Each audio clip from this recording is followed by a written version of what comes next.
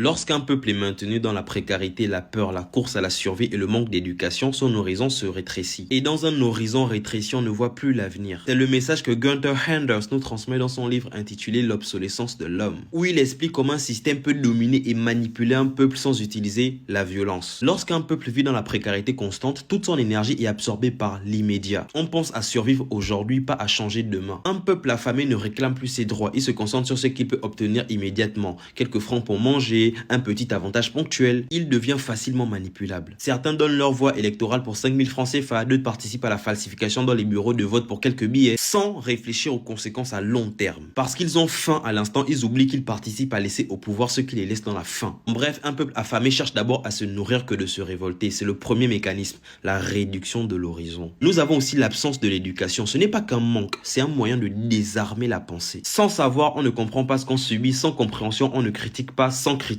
on accepte. Certains ne comprennent pas la gravité de la situation de leur pays car ils n'ont pas toujours eu l'éducation à portée de main. Et quand tu leur expliques la réalité, soit ils ne comprennent pas, soit ils disent on va encore faire comment. Faut les comprendre, le système a mis un écart entre l'homme et la science. Et c'est là que le divertissement prend le relais. Quand l'éducation manque, le temps et l'énergie sont occupés par des distractions. Les jeunes Gabonais se retournent vers l'alcool ou d'autres formes de divertissement pour oublier la dureté de leur quotidien. Ces divertissements remplacent la réflexion et éloignent des véritables enjeux de l'avenir du pays. C'est ainsi que l'inculture se renforce et l'esprit critique s'atrophie. Enfin, il y a le sentiment d'impuissance. La domination la plus efficace est de faire croire au peuple qu'il ne peut rien changer. Quand les gens se sentent petits et pensent que rien ne dépend d'eux, plus personne n'ose lever la voix. Ainsi, on pourrait manipuler un peuple en limitant sa capacité de penser, comprendre et se projeter. La misère, la peur et l'inculture deviennent alors les instruments les plus puissants d'un système. Il suffit de laisser les gens dans la précarité, le divertissement et de réduire leurs horizons. Sans horizon, un peuple s'endort. C'est ça l'obsolescence de l'homme.